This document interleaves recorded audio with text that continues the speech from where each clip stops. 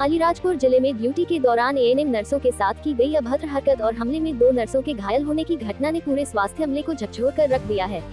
ये वही नर्सें हैं जो दिन रात गांव-गांव जाकर मातृ शिशु स्वास्थ्य सेवाएं देती हैं, बच्चों को टीके लगाकर उन्हें जीवनदान देती हैं और खसरा मुक्त भारत जैसे राष्ट्रीय सपनों को साकार करने में जुटी रहती हैं। लेकिन अफसोस की बात है कि जिनके हाथों में जीवन बांटने की जिम्मेदारी है, वही आज अपनी सुरक्षा के लिए तरस रही हैं। शासन प्रशासन की लापरवाही और दोषियों पर कार्रवाई न होने से एएनएम नर्सों का मनोबल बुरी तरह टूट रहा है। इसी आक्रोश के चलते संयुक्त एएनएम एसोसिएशन संविदा एवं नियमित कर्मचारी संघ ने ग्वालियर कलेक्टर के प्रतिनिधि को मुख्यमंत्री के नाम ज्ञापन सौंपा। नर्सों ने प्रशासन से गुहार लगाई कि दोषियों को कठोर सजा दी जाए और महिला स्वास्थ्य कर्मियों को सुरक्षा का पूरा भरोसा मिले। संघ ने चेतावनी दी है कि यदि शीघ्र न्याय नहीं मिला तो एएनएम संघ मजबूर होकर आंदोलन का रास्ता अपनाएगा। एएनएम बहनों का कहना है कि हम दूसरों की जिंदगी संवारते हैं, लेकिन हमें भी जीने और सुरक्षित रहने का हक है। ग्वालियर से पत्रकार बबलू भोसले की खास रिपोर्ट।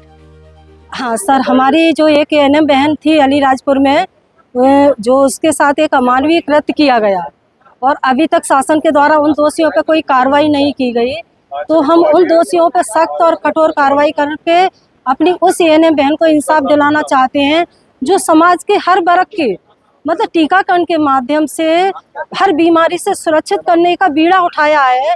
वो अपनी सुरक्षा की जिम्मेदारी, हमारी सुरक्षा की जिम्मेदारी किसकी है? हम ये पूछना चाहते हैं शासन से, क्या आपकी एएनएम ये आपकी लाडली बहना नहीं थी? क्या इसकी सुरक्षा की जिम्मेदारी आपकी नहीं थी? क्या केवल ये इसको छोड़ दिया गया ऐसे ही? क्यों उन दोषियों पे अभी तक कार्रवाई नहीं की गई? क्यों वह, जब आपको पता था कि एएनएम का सारा कार्य क्षेत्र जोखिम, उसका जो कार्य था वो जोखिम भरा हुआ था, फिर भी आपने उसको क्यों नहीं वाहन सुविधा उपलब्ध कराई गई? क्यों वहाँ पे मतलब उसे अकेले जाने दिया? आज हमने अपनी बहन को इंसाफ के लिए पूरे प्रदेश भर में एक धरना प्रदर्शन करके ज्ञापन दिया हुआ है।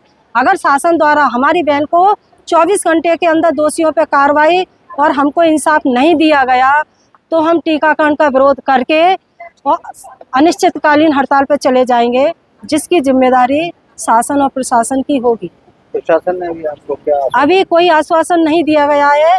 आज हमने उसी के विरोध में पूरे प्रदेश में ज्ञापन के माध्यम से अपनी बात रखने की कोशिश की है।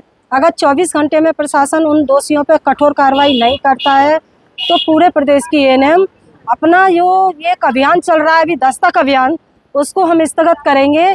हम कोई अभियान नहीं करेंगे। जैसे जितने भी प्रोग्राम है जो एएनएम के द्वारा संपादित किए जाते हैं, तो फिर एएनएम की सुरक्षा की जिम्मेदारी किसकी है? जबकि उसको दूर दराज के क्षेत्र में भेज दिया जाता है और आप कहते हैं उसको सार्थक लगाओ, जबकि आपको पता है कि सार्थक लगाने के लिए उसको वहाँ नेटवर्क सुविधा नहीं है।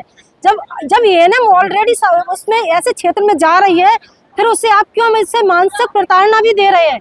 जब उसके साथ ऐसी अमानवीय घटना हो रही है ना, तो आपके उसको संज्ञान में लिया गया, आए दिन आप उसे मानसिक प्रताड़ना दे रहे हैं, हर रोज उसे निलंबन कर रहे हैं, जबकि उसके द्वारा किए गए कार्य को आप किसी और कैडर का नाम बता के किसी और को कैडर को सम्मानित करते हैं, प्रोत्साहन राशि दी जाती है।